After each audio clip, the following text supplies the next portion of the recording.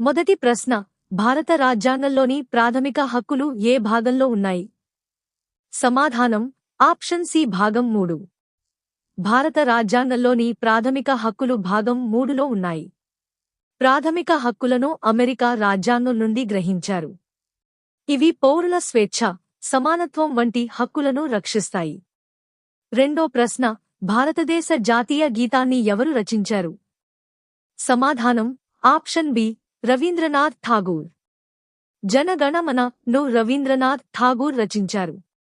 దీనిని జనవరి 1924న భారత జాతీయ గీతంగా స్వీకరించారు.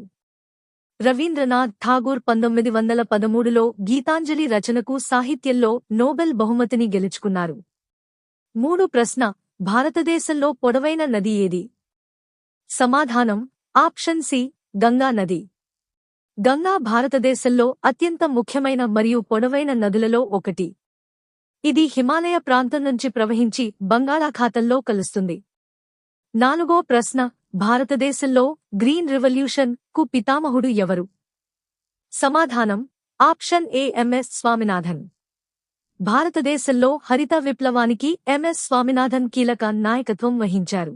అధిక దిగుబడి విత్తనాలు, ఆధునిక వ్యవసాయ పద్ధతుల అభివృద్ధికి ఆయన కృషి చేశారు. ఎంఎస్ స్వామినాథన్కు భారత ప్రభుత్వం ద్వారా భారతదేశం యొక్క అత్యున్నత పురస్కారం భారతరత్న 2024లో సన్మానించారు. 5వ ప్రశ్న, సూర్యునికి అత్యంత సమీపంలోని గ్రహం ఏది? సమాధానం ఆప్షన్ సి బుధుడు మర్కరీ గ్రహం. బుధుడు సూర్యునికి అత్యంత సమీపంలోని గ్రహం. సౌర కుటుంబంలోని 8 గ్రహాల్లో ఇది అతి చిన్న గ్రహం. 6వ ప్రశ్న, భారతదేశంలో ఓటు వేసే కనీస వయస్సు ఎంత?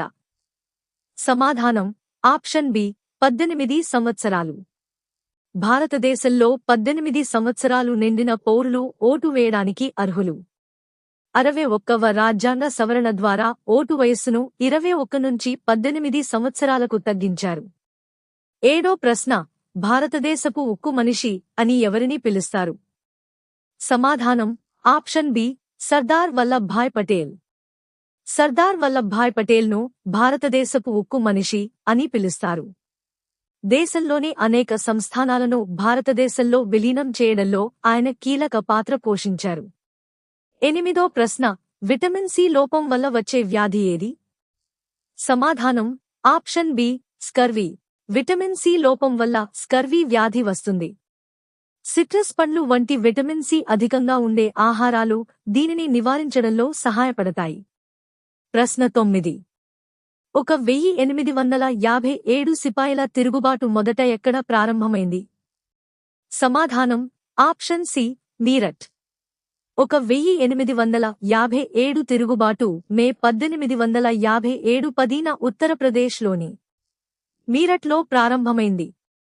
తరువాత ఇది ఢిల్లీ సహా ఉత్తర భారతదేశంలోని అనేక ప్రాంతాలకు విస్తరించింది. మరిన్ని ఇలాంటి వీడియోల కోసం మా ఛానల్ని లైక్ అండ్ సబ్స్క్రైబ్ చేసుకోండి.